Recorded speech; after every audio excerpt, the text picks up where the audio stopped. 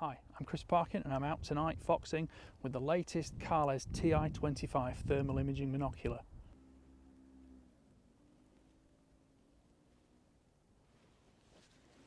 A 3-second hold of the rear button turns the unit on, coming totally to life after about 7 seconds.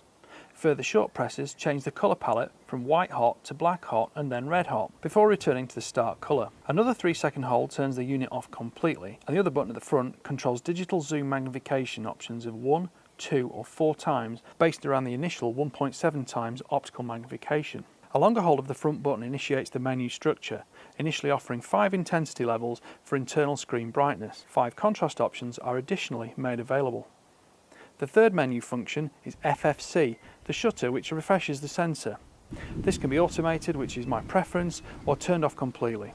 Lastly, the fourth option is called AL. This controls the automated intelligent display, switching on or off with the tilt and motion sensors. These 14mm buttons are all still tactile wearing gloves and silent in operation without any annoying clicks. Internal screen focus to accommodate your natural eyesight is controlled with a recessed wheel at the front of the radius edge rectangular eyepiece. The front collar wrapping the objective lens alters image focus depending on exact quarry and observation distance. This 25mm objective lens unit offers a broad field of view and respectable functionality, with no problem at all seeing foxes over 500 metres away, passing lightly mixed foliage, but a little further if truly unconcealed. A larger 35mm option is available, yet this f1.0 unit seems to have a relaxing depth of field, not requiring regular refocusing until you require ultimate recognition details available from the 384 by 288 pixel sensor.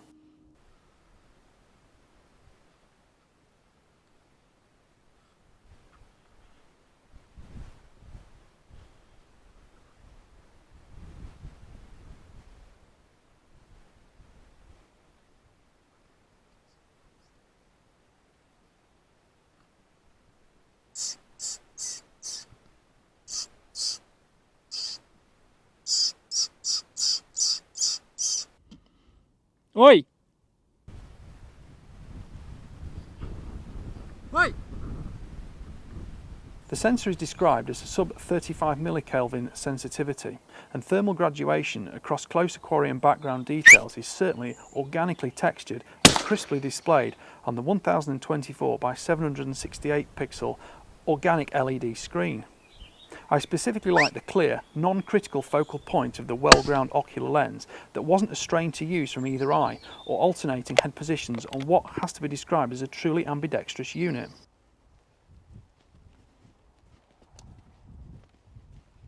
Lateral field of view is 26 metres at 100 metres on the base level 1.7 times optical magnification.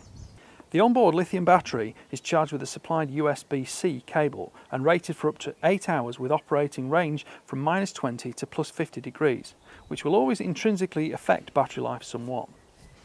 I have certainly had 6-hour evenings between 0 and 3 degrees, but I naturally turn the unit off intermittently to save battery power, although the internal display seems quite honest for remaining battery capacity. Slight exit wound just there.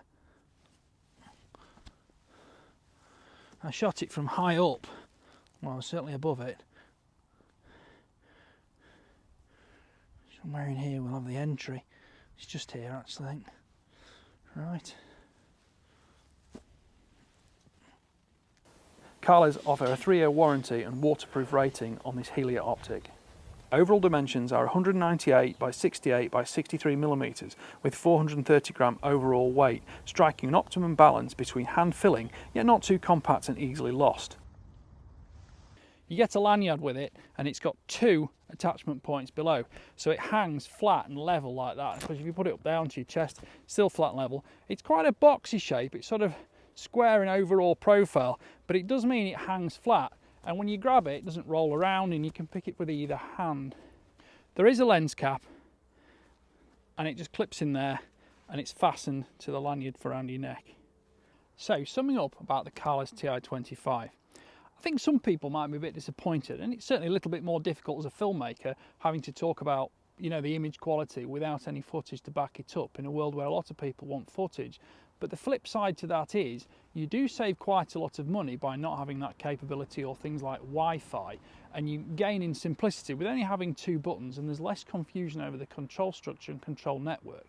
you're not, as I put it, playing a clarinet in the dark on the buttons using one of these. The automation means that when it's hanging around your neck like that, or if you put it down on a bale or a bench or on the seat of the truck or something next to you, it automatically goes off. And especially when you're walking around, it's not glowing, it's not wasting the battery, and it's not illuminating your face like a beacon for, you know, wary quarry to pick up and notice. One thing I specifically noticed about the Kahles is that when you're looking at quarry on the skyline, a lot of them before, if you move too much into the skyline, the image auto dims far too much, and of course the foreground blacks out almost and you can't see anything. So you find yourself aiming deliberately low and looking into the top of the screen to see things like that. Now, using the Kahles, I found that if you went over too much sky, where it's very cold and the image dims out because it overexposes this, that and the other, well, the Kahles blipped low for a very fractional split second, and then it fully came back with a much better graduation between the cold and the hot areas.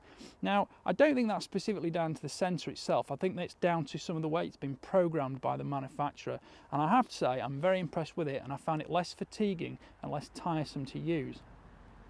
Similarly, I could say the same about the rear ocular lens.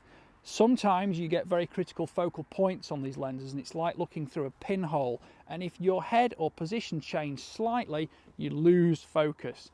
That wasn't the case with the Kahles. The ocular lens is very well ground, it's forgiving, and of course I personally like monoculars because I like to be able to swap instinctively from one eye to the other, because it evens out my loss of night vision from looking into a very bright screen. Now, in the olden days, as they say, you needed to keep night vision in at least one of your eyes, whereas now when you're using one of these pretty much the whole time in the darkness, and you're moving over to a night vision rifle scope as well, that image, you know, the problem isn't there anymore because you've got the brightness on both of the screens. It's not like trying to pick up small details in natural light with human eyesight. Please like, please subscribe, and please comment, because your comments are what drive us to make more videos. Make sure you click the notification bell. Thank you for watching. Bye for now.